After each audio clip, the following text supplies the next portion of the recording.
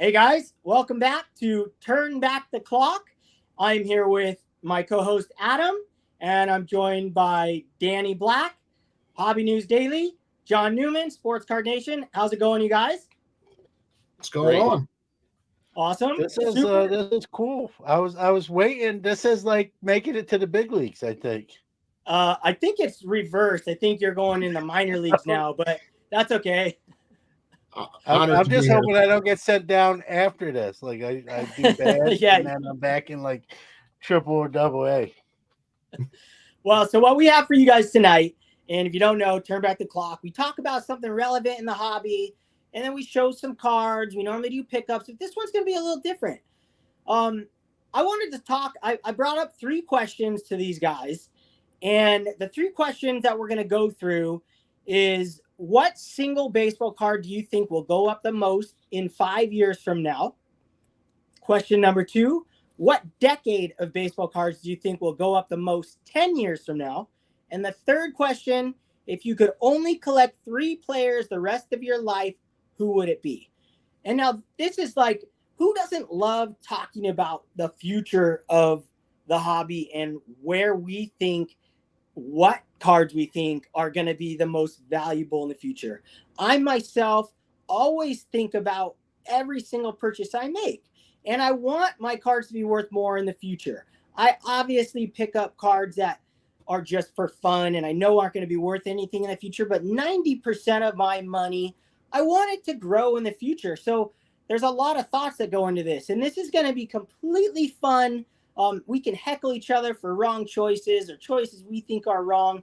It's literally anything we say, take it with a grain of salt. This is pure speculation because no one knows the future of sports cards. No one knows the future of anything. So this is just going to be a good time, and I thought it was a perfect chance to talk to these 2 guys, and I'm really proud to have Danny Black on here, Hobby News Daily. Such a respectful person in the hobby. Love the man. John Newman, same thing, Sports Card Nation. And then, of course, Adam. So you guys, first, what I want to do is introduce you guys. You guys can talk about your channel, talk about what you collect, and then we'll do the questions. So let's start with Danny. Tell us about yourself. Give us a rundown where we can find you and the Hobby News Daily and all that. So go for it. Well, first of all, so stoked to be here. So honored you guys have me on. Just glad to be here. First of all, and second of all, this is the longest that anybody's ever had John and I on camera without us talking. Was that introduction? So congratulations. I actually didn't know if our microphones were broken. You know, we've never gone that long. So that's fantastic. I started hobbynewsdaily.com. If you love reading about the hobby, if you're a fan of the hobby, if you want to see links to great podcasts and great YouTubers, gem rate data, all sorts of stuff, hobbynewsdaily.com. I'm also blessed to be a part of the Hobby Hotline crew, and you can find me right now pretty much on every episode and on Card Mentions every other Friday with Mr. Newman below me there.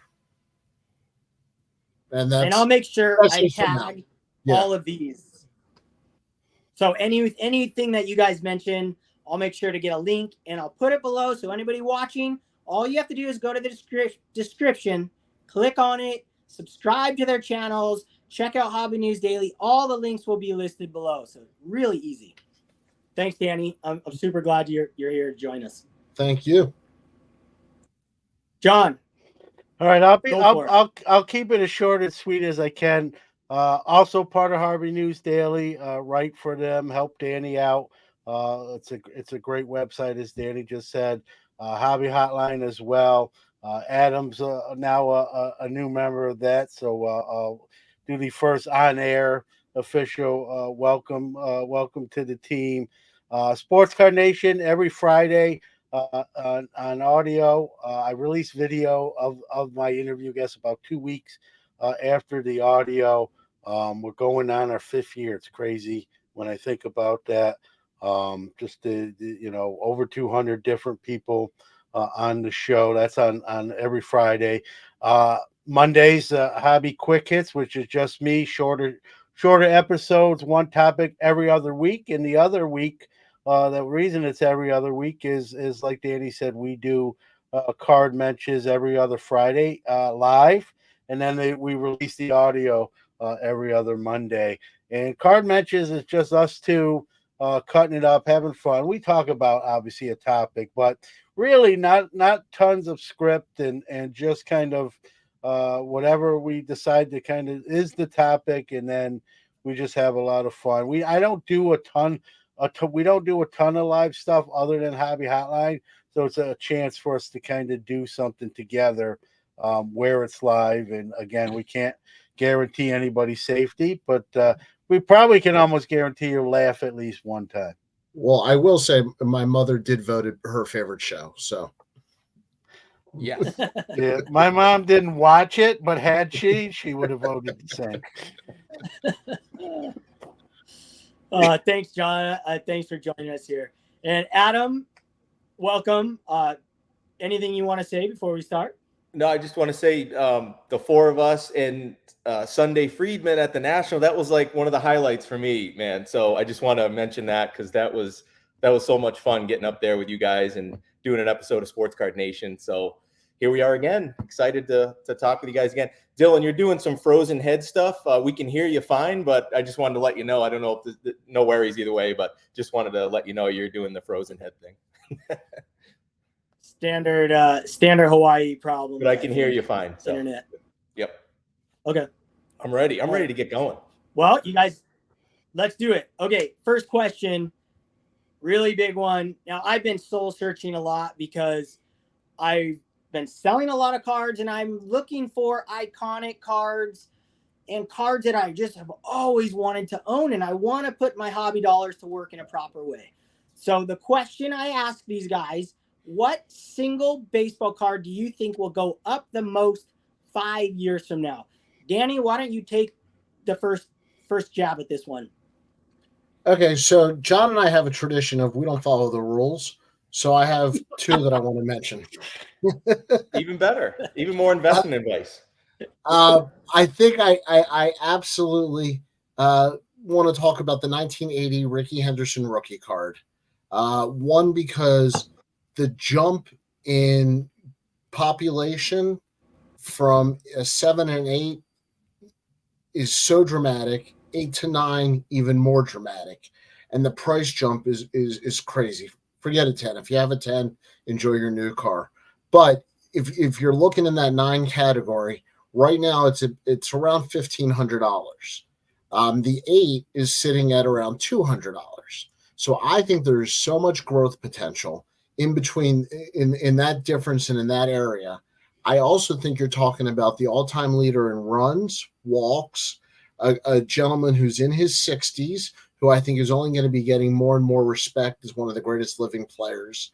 And I think it's a card that's going to go up tremendously, quite frankly, over the next umpteen years, but certainly in the short 5-year term.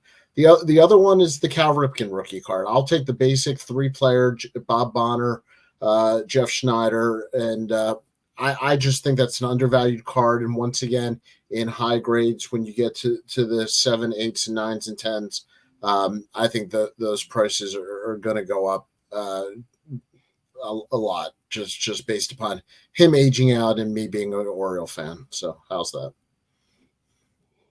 Awesome. I think love both choices.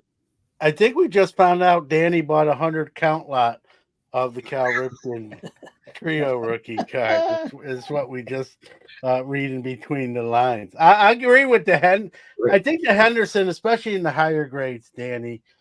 You know, it's not a short printed card by any stretch, but and what you might see, you hit on a great point, is, you know, what's the real difference between an 8 and 9, right? To the eye, you know what I mean? So but the price, like you pointed out, the difference is sleeping on the sofa or not. Yeah.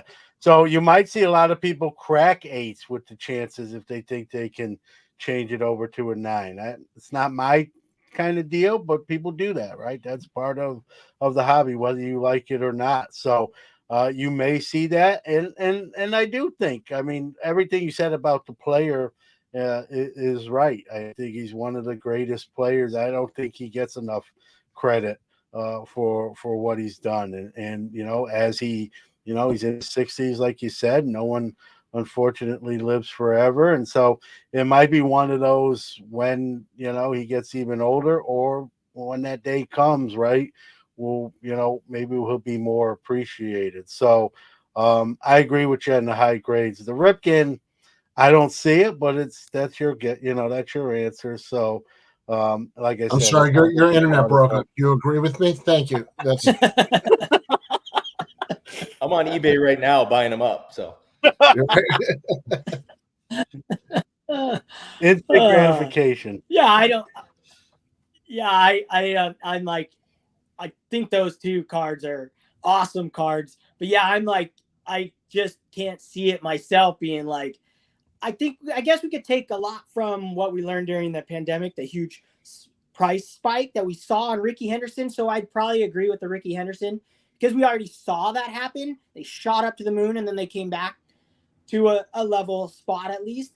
So I think that kind of tells us the future of what is going to go up at some point again, because we saw those initial ones.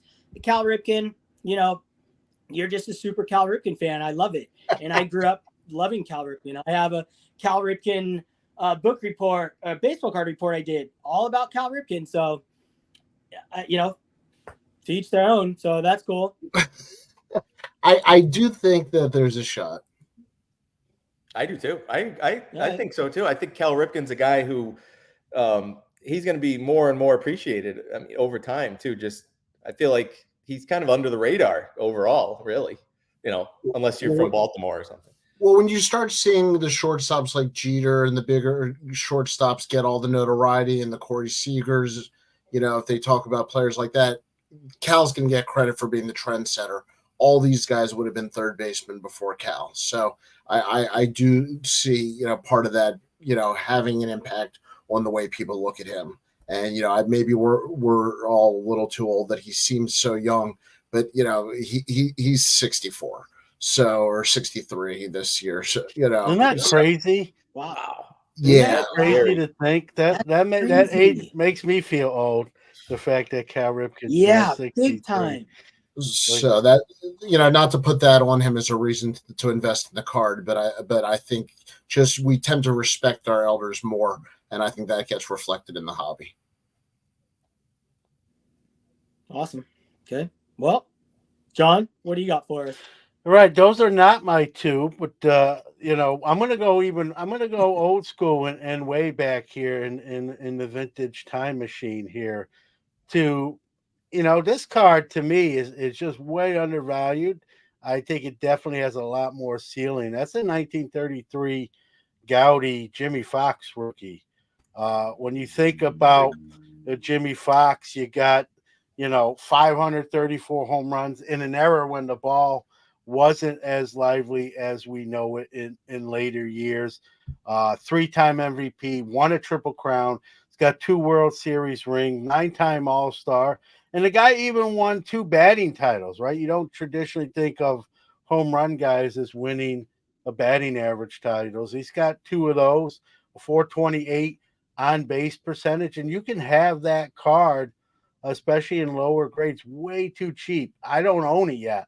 So I'm actually probably hurting myself talking about this card now, but it's going to be a card I need to really add to my Hall of Fame rookie, PC, because I don't have it. And it's just way too low when you look at his contemporaries that he played with. And in some cases, he has better numbers than guys whose cards are more money. And if I don't like sometimes I think we're too much in the analytics, but when you look at the pop report, and I don't have the numbers in front of me, there's less of those rookie cards graded than some of the other ones that are worth significantly more. So there's not, whatever happened to them, or people aren't grading them, or people didn't keep them in the same vein as Mantles and Mays and guys like that. or Gehrig from the same, and Ruth from the same sort of era. He's just way undervalued, and that card particularly, I think we could say all Jimmy Fox cards really, but I'm a rookie card guy, so I'm going to look at that card, look to add it to my PC before it goes up. But I think that there's a lot of ceiling left in that card, and like Danny, I like to skirt the rules, so I'm going to have an honorable mention card, guys. 19, and I picked this up at the National in low grade. I think it's over here. But this card, almost for the same reasons, right? Did you have a good friend who pointed it out? Nice. Yeah, oh yeah. Frank Robinson, 57 tops. This guy, way too cheap. Again, played in an era where he was sort of overshadowed by a lot of big name guys as well. But I mean, his numbers are better than even some of those guys. And he went on to be the first. There you go. Nice. The first, and let's talk about even post playing. Became the first African American manager. There's history there as well. I mean, so I'm those are my two picks. I'm going 33 Gowdy and 57. 33 Gowdy Jimmy Fox and 57. Tops Frank Robinson. Those are the two that just, when I think about this question, they just instantly came to mind. Can I get Dude, 1 minute? Can I get 1 minute? Squashed you, Danny. He squashed you. What? Yeah, what?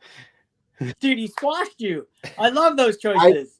I know that's why I said I need a minute rebuttal, because he went 33 Gowdy, which is like that low hanging fruit. That's lazy. You got to work a little harder. Well, it's not lazy. That's just, dude, I answered the question. What sets you go? I went back. How's it lazy? I went back further than you did. You just went Dylan. I think there's a future for T206. Oh man, maybe a certain guy. Maybe it's certain. I didn't say the whole 33 guys. I think you nailed it. I think you said one individual card, really iconic, and it is really undervalued. I've been looking at that card. I think it's spectacular. I have the 4-in-1 where it's the same image, but it's the poor man's version. Well, later years, of course. But. Jimmy Fox is also from Maryland. Listen, Dylan, even the 33 Gowdy, for what it goes for, you can call that almost a poor man's version. I know you can get that under 4 figures. Yeah, you're right. On grade. Yeah. And I know some people are like, 4 figures is expensive. So I'm not trying to like $1,000, $1,000. But, when we look at some of these other players and cards from of similar ilk or even lesser players in some cases, what their cards bring in comparison to Jimmy Fox. And I don't know. I don't know why. Don't ask me why. Just know that card comes to my mind first. But if we're looking for runway to go up, is there a runway on a 33 that's been out for 90 years, or is it a card that maybe has some some newer stuff that might happen to it? Changes in the player. More news. Well, Ricky Henderson ain't stealing any more bases right now either. Oh, and he could get arrested for who knows what. Who knows? He's still alive. I just looked at the box score. He's still whatever he has. He still has it today. Whatever he had yesterday. I'm just saying. I like my Ricky Henderson. Cal Ripken might have been a homer pick, but I'm going to stand by Ricky. Cal Ripken's definitely a homer pick. And here's what I don't like: Jackie Robinson or Clemente. A lot like those guys over the last 5 years have skyrocketed. They've outpaced all the other legends. So it could just happen out of the blue, like it did with those guys. Agree, 100%. That's how it works. Yeah. There's got to be the next, right? Whoever the next card that kind of crescendos up. Believe me, it was the Jackie. I kicked the can down the road too many times. It cost me more money when I waited too long. So it could happen with the Fox rookie. Again, this is the fun of this question is, 5 years, let's meet back here at the same date and time and see how we did. It's recorded, so this is awesome. I'm sure I have a few more gray hairs if I'm still around. Adam, you got to go buy a Frank rookie now. You know. Yeah, I what blew the it. heck? I blew it, so cheap? I feel like they're so cheap. Like they're so $300 undervalued in your pocket. A nice. I don't know why. That's one of those cards that every time I see it, I'm like, what are you doing? Why don't you have that? Come on, man. Yeah. Absolutely. So you guys are really probably everyone's gonna hate this one. But okay, so hear me out on this. Ready? You already mentioned this guy, and this is a guy who's not under the radar. He's highly collected, and I hated this guy, and I kind of still do, but he's growing on me a little bit, and that's Derek Jeter. I knew it. And I know everyone's going to say, "Look, thank you. It's been fun." Yeah. I grew up a Red Sox fan. I hated this guy. I could not stand him. But he's kind of got that feel to me of, if you think of another guy I hated when I was a kid. Now he isn't the Michael Jordan of baseball. I'm not saying that, but I hated Michael Jordan when I was a kid. I was a Celtics fan. Now I really appreciate Michael Jordan, and I want to buy some of his cards. And I think Jeter over the years is going to get into that zone, not because he's as good as those guys. He's not the greatest ever or anything like that, but everyone calls him overrated so much that I almost feel like he's becoming underrated as a player. And in the hobby, I just feel like, people are going to become in 5 years, even 10 years, 15 years, people are going to get even more nostalgic about that Yankee dynasty, especially Yankee fans. But I think even fans of other teams might get there at some point, like they did with Michael Jordan. And I think like they'll get with Tom Brady. So I think like a card like the 93 SP Authentic Jeter, which obviously in a 10, it's like what did it sell for? Like $200,000 one time. But I could see that being $1 million card in the future. There's only like 20 of the 10s. And then the 9s, there's hundreds of them, but the 9s only sell for like, I don't know, 3, 4, 5,000 or something like that in a PSA 9. I don't know. I see a little Mickey Mantle in Derek Jeter. Like Mickey Mantle really skyrocketed like 20 years, 30 years after he stopped playing. And I could see Jeter start to go down that line too, because he's the captain of the Yankees. He won all these championships. Just a thought. I don't own any Jeter cards. I'm not going to buy that card, but you're asking who I think could climb even more. I think Jeter could become one of those guys. I know I'm going to get killed for this, but there it is. Look at Danny's just ready to attack you. I know. Hey, I'm a Red Sox fan. I was about to say, for a fact, Nomar Garciaparra was a better shortstop. True, but that's not how the hobby works, man. We're talking prices, and guess what? A lot of guys were better than Mickey Mantle. Jeter never got any better than when he was worse than Garciaparra. Yeah, I love Nomar. I used to have a sticker on my car that said Nomar. Yeah, we used to say Nomar Derek. Yeah, but that was probably a bad take. But I just feel like Jeter's going to go up in price even further. Well, I'm not going to kill Adam. I'm not really going to kill Adam. I actually don't disagree with him too much. I think now. Listen, you're looking at the guy talking right now sold. I had my store in 1993 in New York, and I thought Jeter was just an overrated, good-looking young kid who was a shortstop for the Yankees, and did not see like the career he had. So I in a 2-year span, I talked about this on my show. I sold about 150 of those SP rookie cards. Most of them were all between $20 and $50. Obviously, if I knew then what I know now, I probably would have stashed some more away and kept them. But to me, it was just kind of a pretty boy Yankee shortstop. But for the reasons Adam just said, all the World Series rings, some of those clutch plays.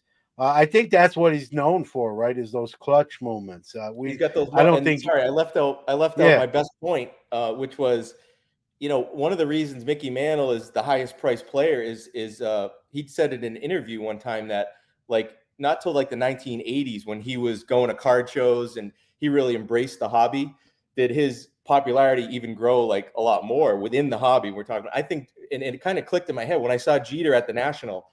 It kind of clicked, and I was like, man, he's kind of embracing the hobby. He's part of Arena Club.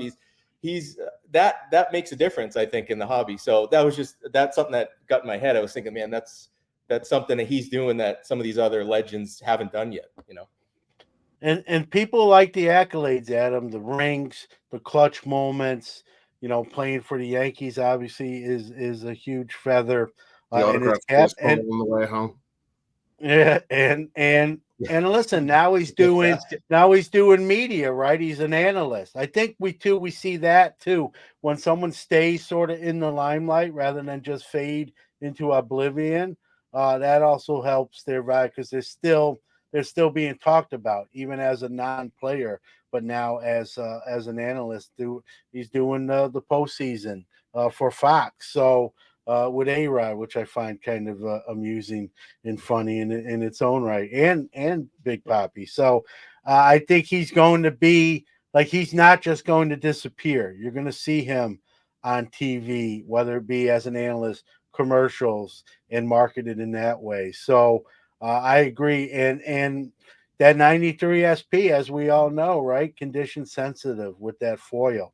So as Adam pointed out, some of those higher grade ones that are not prevalent as much as the overall card, those could see an uptick when people realize like it's a very small percentage that grades 9 or 10 out of all of these. And so for sure, and I'm not a big Jeter guy, but that doesn't mean I can't be honest about it. And so I won't disagree. I think you put him on another team, we're not talking about him in the same Totally. vein. If he was San Diego Padres, he'd be a good shortstop, borderline maybe Hall of Famer, because he probably wouldn't have all the rings and clutch moments, and it'd be a whole different book. But that's what ifs, right? We don't have to. There is no what ifs with him. It's a done deal. So I don't hate that pick. I don't like Derek Jeter per se, but I actually like the pick. God, if me I of mean, like he's like 20 gotta years be ago top. could see me saying that now, I would have killed myself. I can't believe I'm praising Derek Jeter, but it's Dude, whatever. he's like top 5 greatest Yankees ever, like most famous, most celebrated Yankees of all time. I would put him in the top 5 category. But he's not a top 5 Yankee of all time. This is it doesn't matter. This is the Derek Jeter marketing ploy. They have you believing these things. Go to Monument Park. I don't know. Babe Ruth, Lou Gehrig, Mickey Mantle, Yogi Berra, Derek When are you going to say Joe DiMaggio? Joe DiMaggio. There's 5. He was pretty good. All right, and Jeter. So let's go top 6. I'll put him in my top 6 then. Ooh. How about the guy prior to Jeter, Bobby Meacham?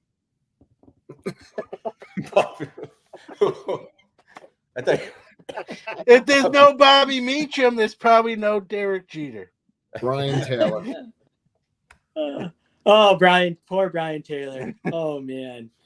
All right. I'll give you guys my choice. Mine's so simple, but I thought this one through over the last few months because I've been hunting for like, where am I going to spend my money? And this card just, to me, is so undervalued, even though it popped huge. I think it is, to me, probably one, maybe top 4 most iconic cards of all time. And that is the 52 Topps Jackie Robinson. And you can buy this card in a really nice looking 2 for around $7,000. I know that's crazy, but that is totally doable. That is not a Mickey Mantle in a 2 is going to be 30 grand plus. I think there's a lot of reasons that I personally should be buying a 1952 Topps Jackie Robinson. Even though it's skyrocketed over the last few years, I think this is going to be one of the most iconic cards in our hobby 5 years from now, period. I could put that, I could say top 4. So easy, you could say it's an easy low-hanging fruit type thing, but I really thought this one through, and that's my choice. John's not going to argue with that. 5 years from now. Well, I will say this though, Adam. I will a lot more.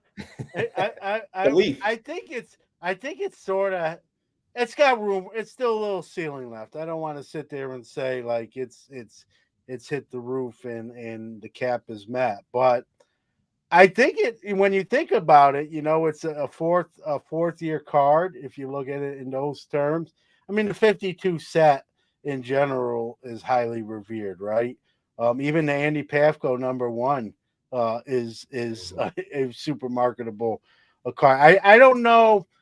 I like the pick because I'm a Jackie guy, so in that respect, I won't argue. I don't know if there's enough ceiling there on that card. That card has kind of went up. I think you touched on that, Dylan. It has. I mean, when you think of I know when we think of $1 million cards, $7,000 doesn't seem like a lot, but probably to most collectors, that's a good chunk of change. Heck, to me, it's a good chunk of change. So, that's a card I think you're better off almost buying raw and taking a shot that way, and then having it graded. I think that's where there's more ceiling than the already graded versions of the card. I think that would be a better play, is to look at some raw ones, and probably most likely in person rather than online. Find one you think you can get a deal on that. We all do that, right? We look at a card that's raw, we kind of do our own self-grading, right? I think this will pull a 2, a 3, a 5, whatever. I think that's your best play with that card, Dylan, is to buy that raw and then grade it and cross your fingers, right, that you did well that way. I think the graded versions already are sort of right up against that. I'm not saying they can't go up. I mean, Jackie's stuff, I think we've seen that, Dylan. No matter what the economy's doing or what the card market's doing, Jackie seems sort of recession proof, if you will. His stuff doesn't go down in the same regards as other players do, and he's kind of in that tier. So yeah, it's a great card. I'm not gonna you definitely won't get in. I think you buy it raw and then sub it and cross your fingers, and if you get a deal on it, or what you perceive as a deal raw, and you grade it and you do well, I think that's where you get the most bang for your buck. Well, I definitely won't be buying it raw because I'm not ready to cross my fingers. But it's a risk. It's a risk. I also don't have $7,000, but there were no rules on this, and I have been hunting to what I want to hunt and what I want to get rid of, and that card just always pops up to me. Like, if I could own any card under 10 grand in my mind, I go, I can do 10 grand because I can sell 10 grand worth of cards if I need to. So yeah, I just kept going back to it every time I was looking at even his other cards, and I just kept going back to the 52. So there we go. Round 1. That was a long round. That was fun though. That was fun. Well, okay. John and I are known for long rounds. In more ways than one. Maybe I'll split it up into a couple episodes. We'll see.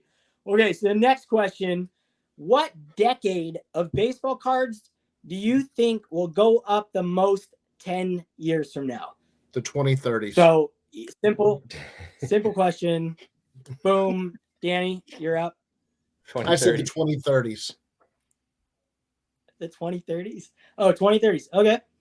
No. Why? Because 10 years from now, they'll be worth a lot more. I just because it's obvious? They'll be pumped. Right.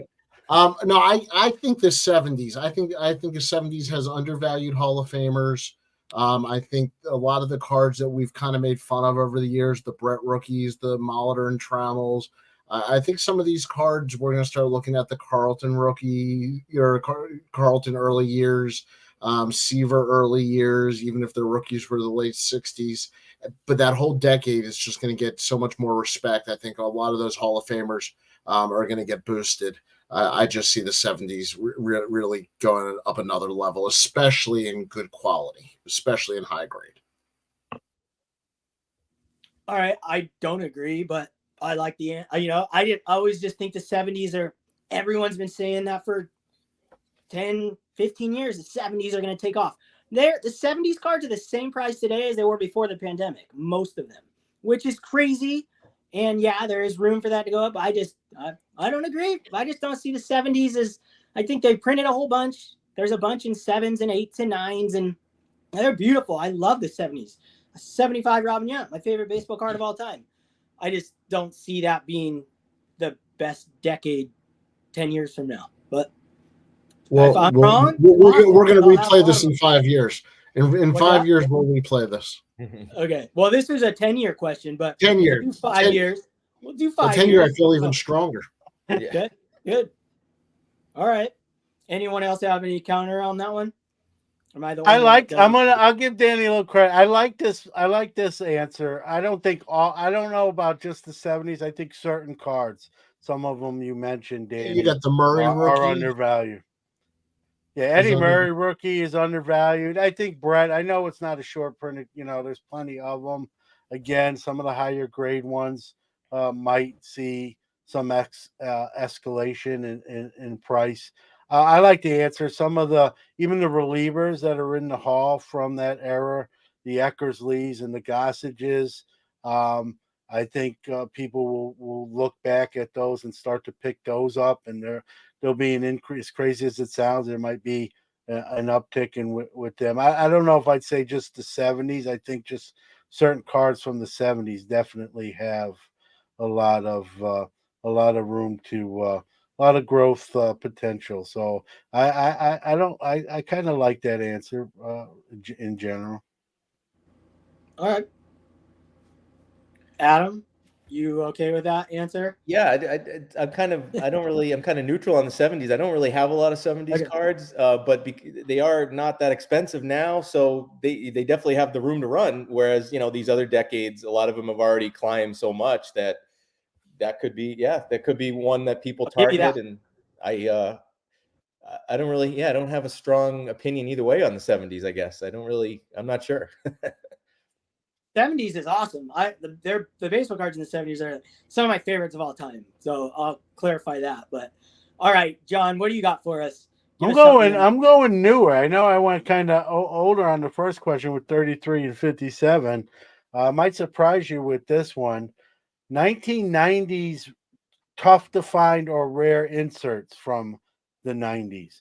There's a lot of low printed, tough to find inserts from the 90s. And we saw that happen on the basketball side of the hobby. Some of those 90 inserts just, crescendoed to crazy levels from one level to the next rather quickly. It didn't happen in the same regard on the baseball side.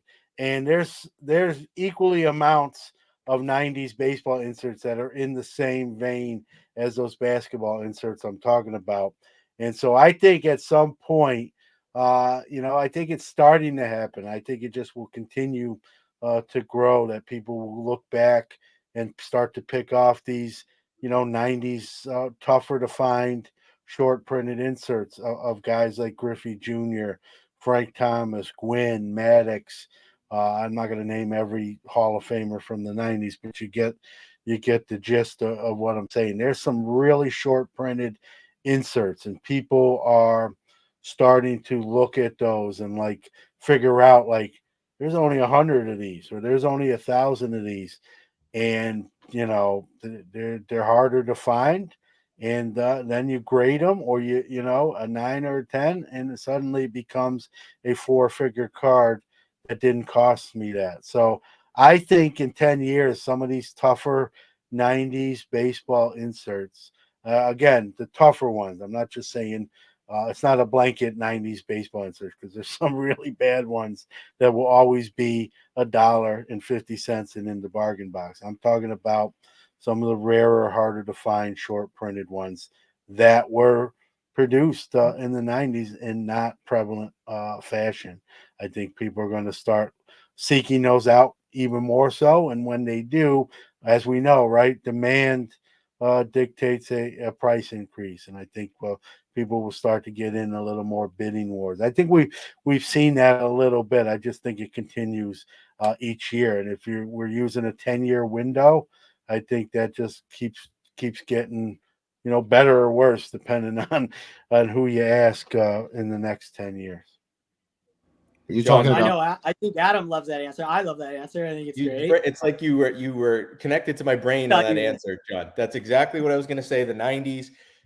Within the last couple of years, I started player collecting pretty heavily. Pedro Martinez, and as we know, pitchers are more affordable in the hobby, even the great pitchers. But man, I kind of started off during the junk wax era with rookie cards and stuff like that. Whereas cards are so cheap because there's so many of them. But then, yeah, you get into the mid '90s, the late '90s, and they're expensive, but they're nowhere near what basketball and even football, like some of these same parallels and inserts, essential credentials, precious metal gems. They got them all for baseball too, and they're expensive now, but they're nowhere near what these other sports are. And baseball cards have always been the most popular in the hobby, so I feel like baseball has a lot of room to catch up, and certainly could. And there's so many cool players from that era too that, like you said, even guys like Barry Bonds, people that are going to collect him. He's got cards. All those big cards are, Frank Thomas, Griffey, pitchers, Greg Maddux. There's so many great players that it's fun because there's so many. Like, I've learned so much over the last couple of years about that time period because I wasn't actively buying cards during that period. I stopped around '95. So I didn't know anything about any of those cards. So it's been like a crash course and really fun. And yeah, I feel like the more people that go back, they'll want to spend a lot of their money there because it's a fun way to collect. I want to give a shout out to Pacific Cards. I know you got an episode with Mike Kramer on Sports Card Nation coming out tomorrow. I'm excited for that one. I was lucky enough to talk with him recently too because I'm a huge Pacific fan. So even though some of those cards, Pacific cards from the and they 90s, did. awesome. It's a great point, Adam. They did some of those cards I'm talking about, and I'm not Yep. just saying that because you had him on. He's coming on the next 2 weeks for Sports Card Nation, but they have some of those tougher to pull inserts and some of the innovation that they did. And it's going to sound like me and Adam just got hired by Mike Kramer to do promo, but we're just being honest. Some of those cards they did were ahead of the time, and I was in the hobby then, and I think you were too, Adam. You said you up until '95. We didn't realize it though. That's the funny part. We were in it. It's like you're in it, but you don't even realize ultimately what's going on long term, right? If we knew, it's the old saying, like we knew then what if we knew then what we know now, we would have bought these and hoarded. We didn't know. We just thought they looked really cool, and that's different. No one else is doing that. But then when you really think about, like, hey, they didn't produce a lot of these. Period. Um, I think people are going to go back and look for those, and some of those, again, not to make this a Pacific infomercial, but they're sort of the poster child for kind of this point is some of the stuff they did, like even the Kramer's Choice inserts, which Mike will tell you they didn't make a ton of them. Those things are four figures, and even some of the lesser players bring high three figures, like those, and in demand. Like people are looking for them, the complete like runs and complete sets, and I think that will happen. And again, not just with Pacific inserts, but Upper Deck made some crazy stuff back in the day. Fleer Ultra, How Fleer about and Fleer Desert Ultra. Shield and Tiffany have held their value for 30 years. Yeah. So I think there's still a lot of potential because like we were talking about, we see basketball and football rise meteorically, right? And baseball did a little bit, but not in the same vein. And like Adam pointed out, baseball is arguably the longest collected hobby, and with basketball kind of settling down now, we'll see what Wemby does to rebound that hobby sport. But baseball is still in most people's hearts number one, right? And so I think people are going to look to that decade and say, I didn't even know this card existed. I do that, and I lived in the era, right? And you got people now in the hobby that maybe didn't collect in the '90s that will see some of this stuff and say, "Holy smokes, I gotta get that." Or if you're a player collector, right? Like Adam mentioned, Pedro's. He's probably I'll let him answer this, but he's probably found some Pedro's he didn't even realize existed until he kind of searched maybe for something Tons. else. So and many. just ran across that. And other Yeah. people are going to find out that I do, like I said. And I've been doing this, 40 years, and I see stuff like, what is that? And I don't remember that. So, I'm sure other people will as well. And then you buy a couple of those cards, and then you're like, hey, I'm going to go for this set. And so I think that 90s tougher inserts are going to rise in the next 10 years, especially on the baseball side. That's what I was going to say. We're all in agreement. You didn't buzz in and quick enough. Guys, should we start a 90s show? I think John, you need another show under your belt. Let's do a 90s podcast. Yeah, that's what I need, another show. That's what my wife told me the other day. She goes, exactly. You know what you need, John? Don't you have another podcast in you? I said, no, not really. You want to do one with me? She goes, no. So you told the same thing, Adam? You get 90 minutes on 90s cards. You got to be careful what decade. Listen, I used to do 90-minute shows. That's I try not to do those anymore. Adam, that was your choice too, yeah? Yeah, 90s. I figured it, but I knew it would be. Yep.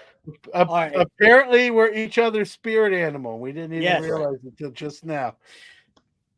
Well, my choice is right up with you two. But I'm going the next decade up. I'm going from 2000 to 2010. I was buying. That was when I was crushing baseball cards. I was ripping them open like crazy. I had a job and I had a friend that was into it, so we were buying packs all the time and ripping them open.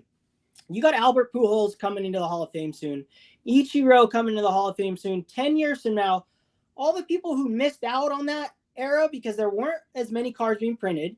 There weren't as many collectors. There's a ton of rare stuff, just like the 90s, that jumps into the 2000s, and I've been hunting them down. So I'm going for my, anything numbered 99 or less. I've been trying to scoop up of Ichiro, Pujols, and I have loads of them, and I'm basically just hoarding them. I love that decade, and for me in particular, it brings back so many memories of me pulling cards from these packs and me actually buying the ones that I wish I pulled. So I take the same sense that I think the 90s have already they're still going to continue to rise, but I think that has played out a great deal where everyone that got into the pandemic really went right after the 90s, in my opinion. Those skyrocketed because they were our generation and they were going back into cards and they're like, the 90s, man, remember those, those autographs and all that stuff. I think the same thing's going to happen in the 2000s. The people like me who actually watched Albert Pujols, watched Ichiro as adults, and they weren't buying the cards then. And I think the same thing that happened to the 90s cards, which I think will continue to rise, I think is going to happen with the 2000 cards 10 years from now. So my choice, really relevant to the same type of situation you guys have, the inserts, the rare stuff, same thing.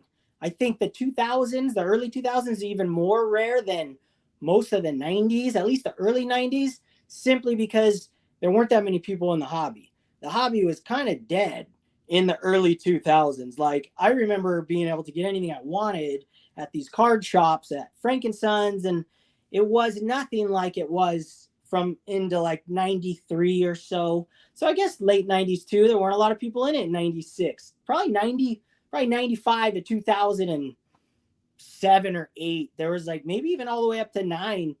There weren't that many people in the hobby compared to now and prior. Yeah, that's my vote. That was when everyone realized like their cards weren't going to pay for their kids' college education. So they left. When they're back now. Welcome back, everybody. Yes. But that's what happened there. I'll agree with you, Dylan. I think it's just really a continuation to go back to the 90s. Yeah. I think both of those eras, right, are going to see some of those rare and tougher to find inserts see a lot more interest and a lot more people seeking them out. So you won't get an argument from me with that pick. Dylan, the one thing Right that I on. like about your pick is I think you've got a lot of guys who are not on the radar yet for the hobby community. So I think you can get in a little bit lower, and there's more of a more room to grow there. I think some of the 90s inserts people have been onto a little bit, and you might have to pay a little bit more up front, where right now, evidently, you're, other than you buying all the pull horses and Ichiros, we can find a couple on eBay. Just a few. There's a few left. There's not many left. Right. No, there isn't. They're at Dylan's all house. right. Well, that was fun. Yep. Yeah, they are. They're behind that. Okay, last question. This one will be faster because this next question is just fun. It's not like we're looking for like value. I mean, you can take it however you want. I chose my players because there's a lot of them. I connect to these players. I can collect these guys forever and I'll never run out. So if you could only collect 3 players the rest of your life, who would it be? And I guess if you're going to since you're giving the answers, is it because they're going to be worth more later? Or is it just because these are the players that connect to you? So Danny, I know one for sure that you're going to choose. Go ahead with your 3. I feel embarrassed to go first because, right, it's Cal Ripken, then who else? It's going to be Cal Ripken, Sandy Koufax for my chalk. Those are my 2. And then I'll be honest, I was very, very torn on the third one. I want to give 2 answers. If money's not an issue, I'm going Babe Ruth. I'm Baltimore all the way. I'm not just buying Babe because he's Babe or the price of the cards. I truly think that he's talked about and undervalued in the hobby, if that's even possible. He has cards out there. In fact, John's handled one recently, and his stuff is fantastic. So the lottery version is Babe Ruth because I think his stuff does not get talked about as nearly as much as it should. The other answer is I would like to go after more Mo Berg. Mo Berg was a spy. There's a book. There's a movie. It's a long story, but I'm a big Mo Berg fan, and he's got a 41 play ball. I've got his 33 Gaudy. I'd like to upgrade condition. I would like to kind of chase after some of his rare stuff. He's hard to find, so I think that'd be a good chase player to keep me busy for years to come. I didn't know there was a movie because I just read that book. The movie's awful. There's a movie. The movie's awful. I'm glad you read the book. Okay. But it's the same. Yeah, it's based on the book, right. but it just doesn't do it justice. Yeah. I think What'd you say? You're right. David Justice? Like that card behind you. That's your 4th guy, David Justice. Did you just say that, Dave? There's my Mo Berg. I think he said David Justice. Awesome. We'll have to replay the video. Hey, David Justice played for the Braves when I worked there. He is a tremendous hitter. He was. Oh, I'll never forget Dave Justice's 1990 Leaf card is my favorite. Listen, how great is this episode? In the same episode, we mentioned David Justice and Bobby Meacham. Who would have we went Mo Berg to David Justice in one sentence. Yeah, that's what we do. That's what we do. We're touching them all, baby. That's awesome. They should break. I love it. I'd like to see them break bread. Around. I'd like to get David Justice and Mo Berg to break bread together. That'd be a meal. Oh man. All right, John. What do you got? What would be your 3? All right, I'm gonna go in chronological order. So oldest to who are the other 2? Tried to, huh? Yeah. Who are the other 2? Yeah.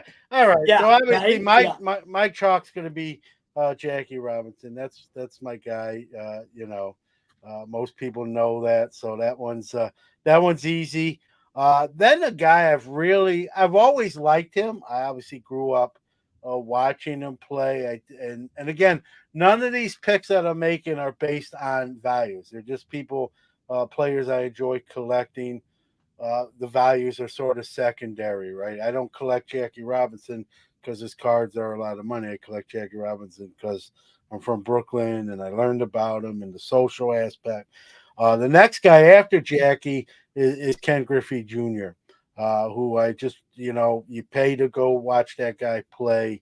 and just the joy he had playing it, smiling, his hat backwards, defense, offense, never mentioned when we talk about performance enhancers, and you look at his numbers in a decade that was marred by, steroid use.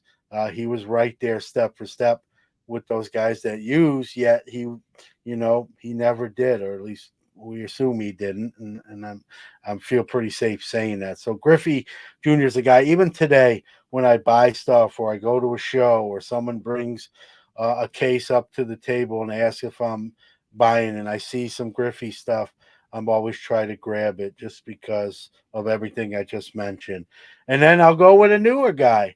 Because we want you like to collect current players if you watch baseball or a baseball fan, and that guy for me now is Bobby Witt Jr. Right now with the Royals. I think he's just sort of a 5-tool guy, can do everything. I don't know if how long he stays with the Royals, but whether he stays with the Royals or moves on to another team, he's about to be a very, very rich player.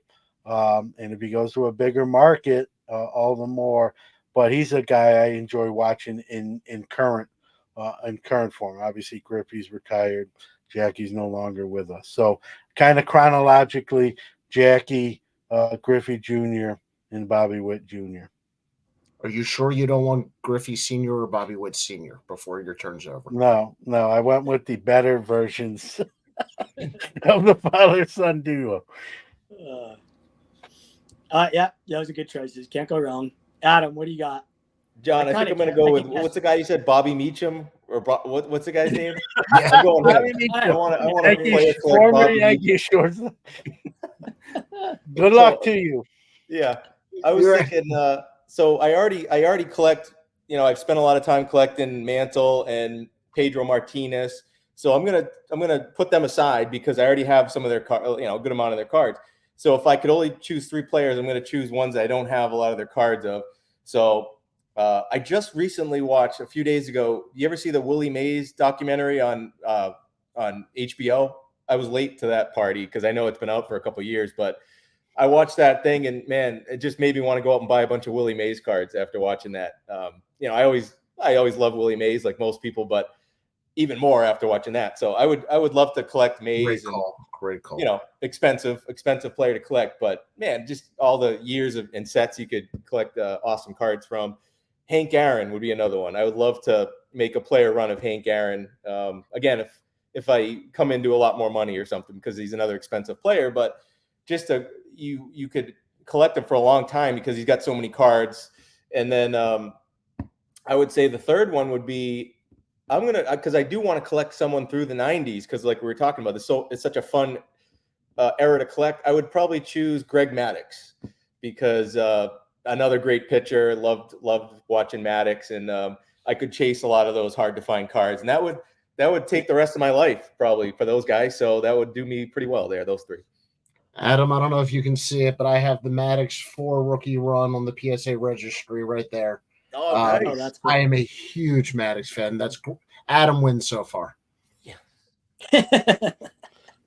All right, my choice. Not my show or my rules, but I just yelled it out. I got Ted Williams, Hank Aaron, and then I was torn between modern player, which I'm going to choose Mike Trout, but if it was all vintage, I would have gone with Ernie Banks. So I love Ted Williams, always have since I was a kid, had his stuff on my wall my entire life. And Hank Aaron, same thing. To me, he's just like the greatest overall baseball player to ever live. I love everything about him as a person, everything. Mike Trout, simply because he's an Angels and I can collect his cards forever because they've printed millions and millions of different versions. So makes it really fun. Yeah. And he's literally the Angel in the outfield. So maybe not for now. Yeah. Well, that's it, you guys. We did it. 1 hour. We did it. I think we crushed it. Well, that was a really fun. Yeah. Oh, yeah. Yeah. Oh, my gosh. I blew it. I forgot. We kept you guys up late, though. You guys are up, 11 o'clock your time? Yeah, I'm up Yeah, usually thank you, guys. anyway, so it's not like I'm sort of winding down, but I'm not sleeping usually at 11 just yet anyway. So I'm good. I'll talk cards anytime. Okay, final Yeah, I'll just set my Final alarm for words. 2 a.m. Danny, you got any final words? And then John, and then Adam, and then we can end it. Danny, final words. Anything you want to talk about? Absolutely. Have fun in the hobby. Everything we say today, ignore completely and do whatever you want to do. If you want good, clean fun, follow anybody on this screen and their shows and their channels. They're fantastic, and you can't go wrong. And it was a pleasure and an honor to be here. John, Yeah, thank you, Danny. I'll echo that, man. This was a blast. I think you know, if maybe without being conceited saying this, you got 4 guys on the screen who love the hobby, care about the hobby, are trying to have fun in the hobby, or are having fun in the hobby. The nice thing about that last question we answered everybody, you know, about picking 3 players, we actually don't really have to do that. We can collect everybody, whoever we want, and everyone that we all mentioned, right? I would agree with, because they're all great. They're all great choices, and some we didn't mention are still great choices. So the nice thing is we don't have to just pick 3. It's just we had to pick 3 for the show. It's fun. Collect who you enjoy. While there's a financial aspect, that doesn't have to be the only reason you do it. So. Again, I appreciate you guys having me on, and even Danny too, because we don't do enough stuff together. I don't get taken out often. We appreciate you letting me out. Yeah, thank you. Awesome. To be able to jump on and talk with 3 other guys about cards and baseball. I mean, it's just 3 years ago, I never would have even thought that something that even happened. So I'm just thankful to be able to do this. So thanks again, guys. Yeah, I love all you guys. It's been an absolute pleasure to get to know all of you guys and to have you on here. It's just an honor. So thank you, and thank everybody for watching and listening at home. Until next time, keep collecting, love what you collect, and just be inspired. Don't be influenced. Later. Except with my picks. I'm right. My cards are going up.